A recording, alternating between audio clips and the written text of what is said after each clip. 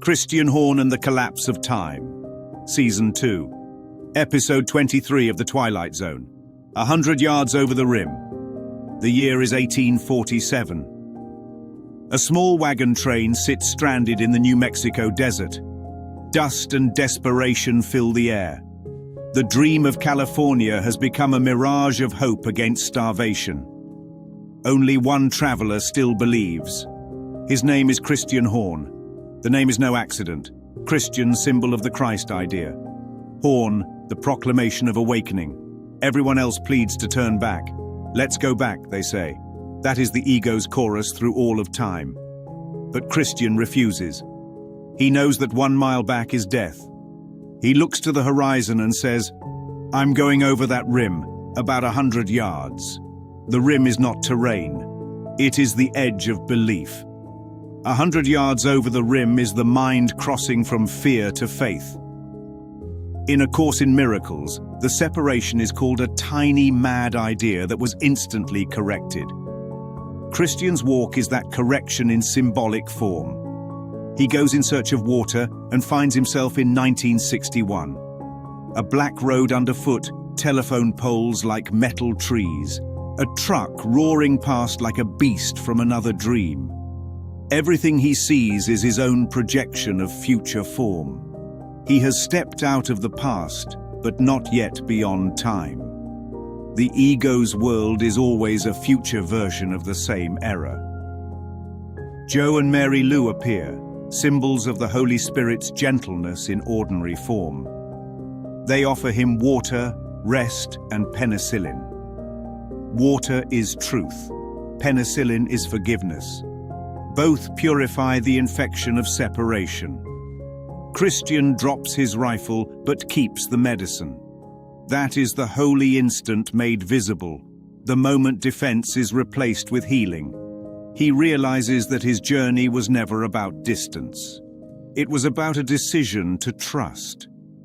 He reads an encyclopedia entry and finds his own son already healed and famous, Christian Horn Jr., Maryland.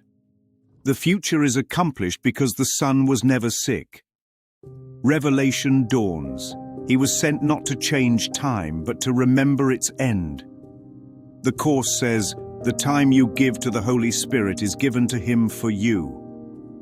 Christian has given his moment and received the memory of completion. He returns over the rim. To his wife Martha, he was gone only seconds. To him, it was a lifetime. That difference is the split between the dreamer and the dreamed. The entire history of the world is the stretching of a thought that never happened. Christian gives the penicillin to his son, the symbol of forgiveness replacing fear. Water flows where there was none. The desert of guilt turns into the stream of peace.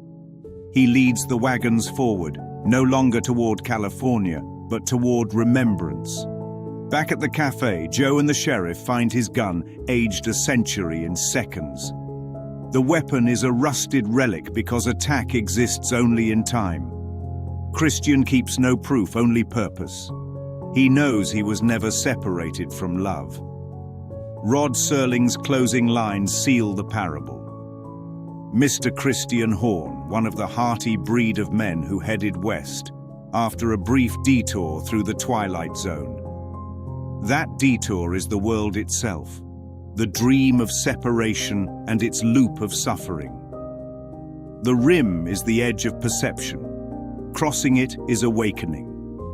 Christian Horn is the decision-maker within the mind who chooses Christ over fear. Martha embodies faith that outlasts form. The boy represents the Son of God who seems to suffer but cannot die. Joe and Mary Lou mirror the Spirit's compassion within ordinary appearance. The doctor shows reason redeemed by love. The sheriff personifies the ego's policing instinct that cannot contain a miracle. Each character is a fragment of the same mind joining back together. Every object teaches the same lesson. The rifle marks attack and time. The medicine marks forgiveness and eternity. The wagon train is the collective sonship still moving through the illusion. The desert is barrenness without God. The stream is the return of life recognized as unchanging. Serling's frontier becomes a map of mind. 100 yards is a symbol for the little gap the ego made and God closed. The collapse of time is not a cosmic event. It is the quiet moment when a mind stops defending and remembers. The horn still sounds, not through the mountains, but through consciousness itself. It calls every traveler to lay down the weapon and carry only the cure. Over the rim there is no future and no past, only the instant of God's peace. That is the true California, the state of mind where the dream ends and love remains. The world did not need to be saved, it needed to be seen as over. And so Christian Horn rides on, the symbol of the mind that heard the call and remembered home.